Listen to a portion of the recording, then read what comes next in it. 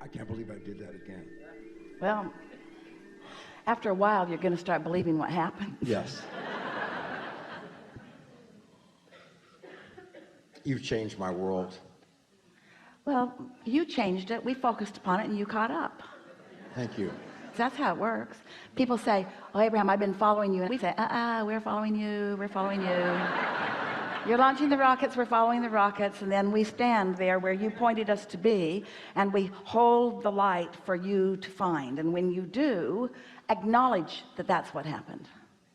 I created this. I lined up with this. I'm living this. Thank you so much for that, because I'm getting good at this. Yeah.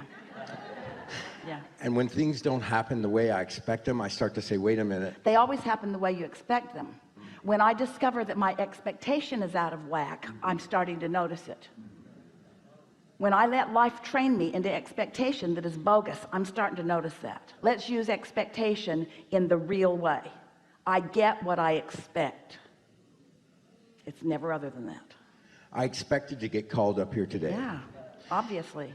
It's easier for you the second and third and fourth time. The audience hates you for it because it feels like injustice.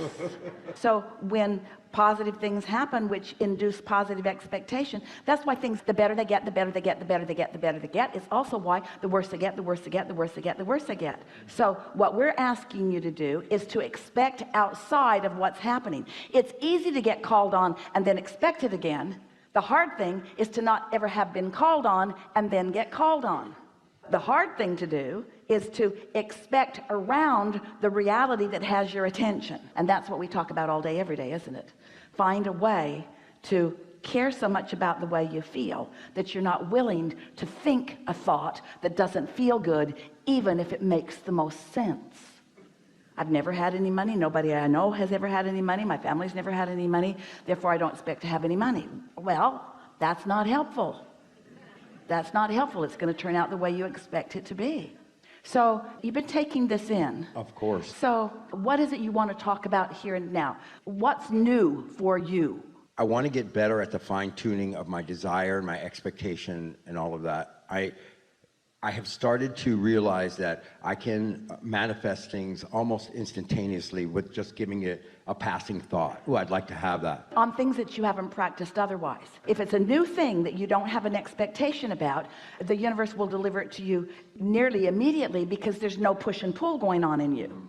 But if it's something that you've wanted for a while, so you've got some expectations that are pushing it away while your words are trying to pull it to you, that's what you want to be aware of. And your emotions are what tells you about that. So here's our encouragement. Stay off those subjects. Don't try to teach yourself on the subjects that are difficult. Teach yourself on the subjects that are not difficult, which means choose new subjects. Choose new subjects. Universe, today I would like to see evidence of happy people. Universe, today I would like to see evidence that you know what I've been thinking about. Universe, today I would like to see obvious motion forward for me on something where I haven't been moving forward on before. Universe, today show me progress about something. Now you see the way the question is pointed, it's so vague you're not blocking it. You're general enough that you're not blocking it.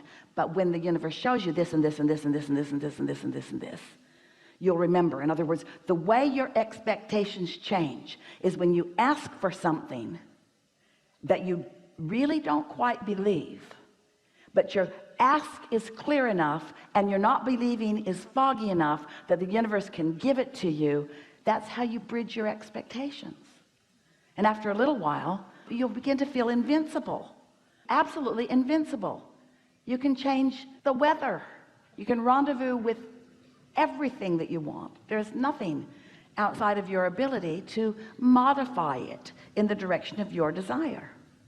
I have to tell you that my whole life, particularly when I was a child, I knew that this was a thing. I knew that this was a thing. When I would see movies like Harry Potter or things with magicians or things like that, I knew that there was something to that. I knew that there was something to, I can create from my mind, And people would say, that's ridiculous, or what are you doing? Why aren't you calling that person? Why aren't you putting more action in that? I knew somehow that sometimes that would be counterproductive. I knew that I could create a situation through my focus in my mind. And so I'm so grateful to finally have manifested you into my life to show me that that is in fact true. I had given up on a lot of things coming in my life, and by the way, I'm an actor too. It seems to be a theme today. But that was such a huge thing for me, that there was a block there. And I have to say, since I found you last year, things have really started to change, particularly in the last 6 months. I now sorry.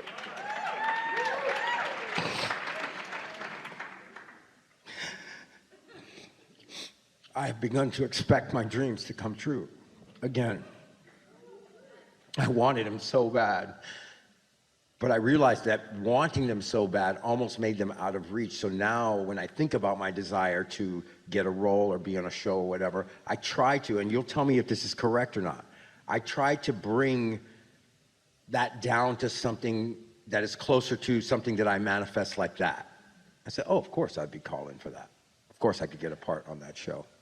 Of course I'm a good candidate for that movie. And that actually has started the gate to open where people are calling me in. When my agent tells me about a project, I will say to myself, and I don't say it to him, I'm going to get called in on that.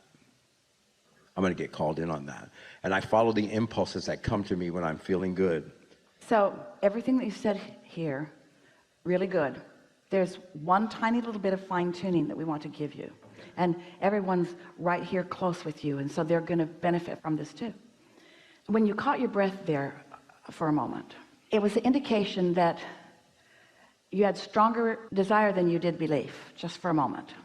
And that's why it felt the way that it did.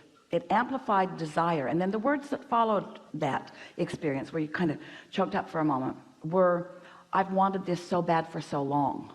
We just want to point something out that we pointed out about Esther's experience earlier. You're really going to like this. You're still doing, and so many people do it, you're wanting to influence or evoke from the universe, from the emotion of painful need than from joyful desire. And it worked with your mother.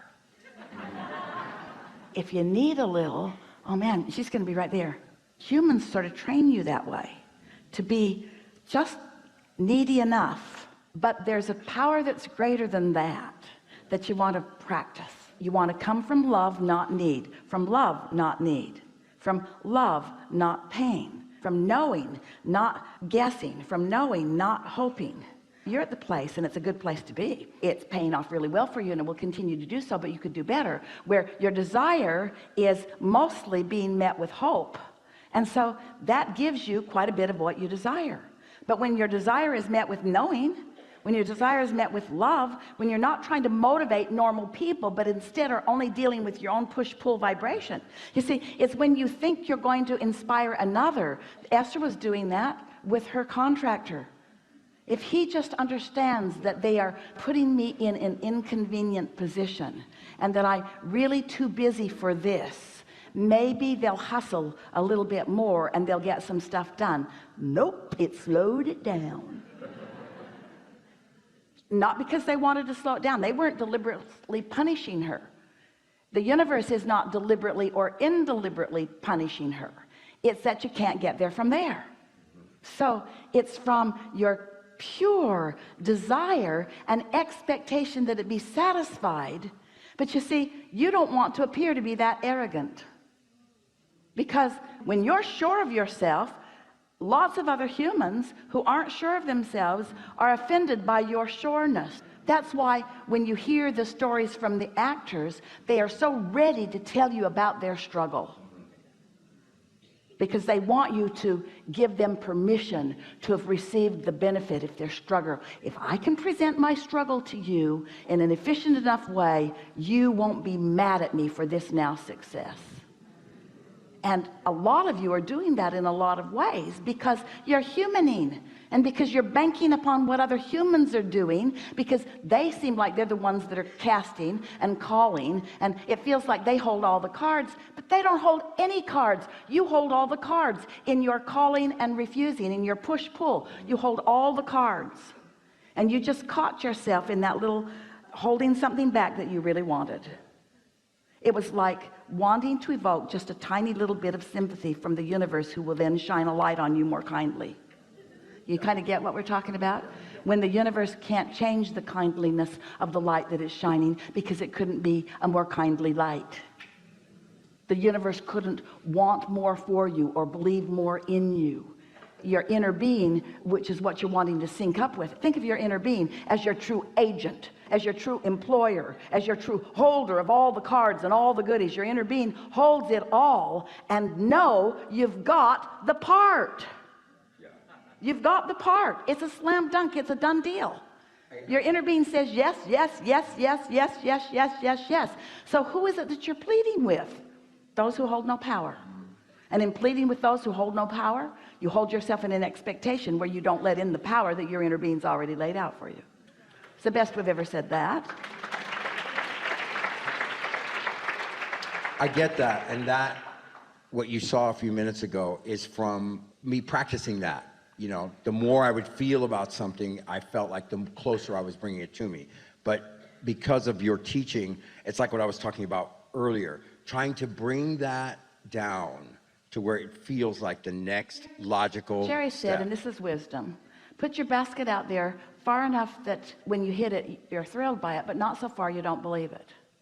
So that's some of what you're talking about. Yeah, but and I have to let go of that feeling being a feeling of creation, because that's not the feeling of What do you creation. mean? That feeling of like we're almost about to cry, you get emotional, I want this so much.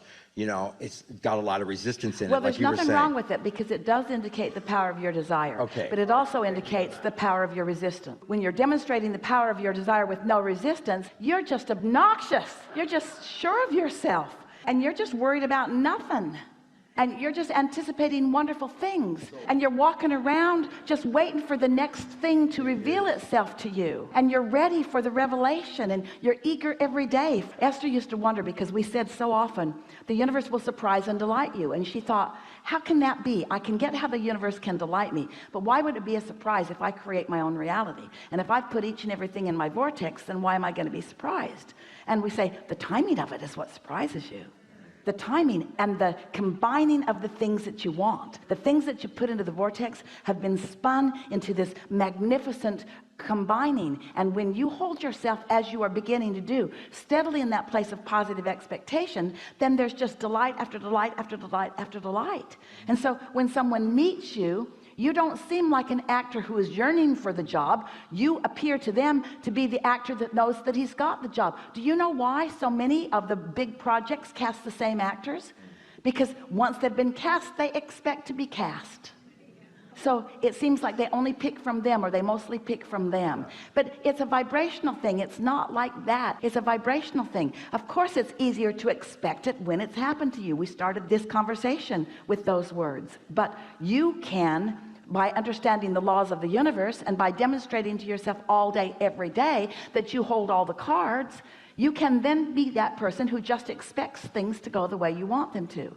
Esther wants to say to her contractor, and to the guy that's doing the gas pipe, and to everybody else that's involved in any project that has anything to do with her, things always work out for me, so we're going to have a lot of fun together. Things always work out really well for me, and I bet they work out really well for you too. Want to be fun for things to work out for the two of us while we're involved with each other. Isn't that a nice way to be?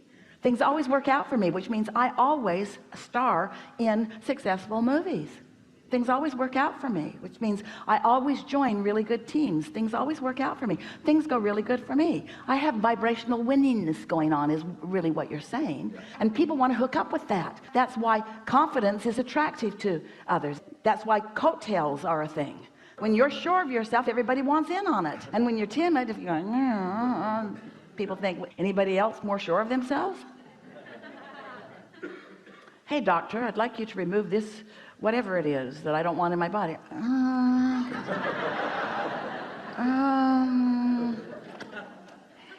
might move on to someone more confident. Good enough? Yes. Really good. Thank you so much. Really good.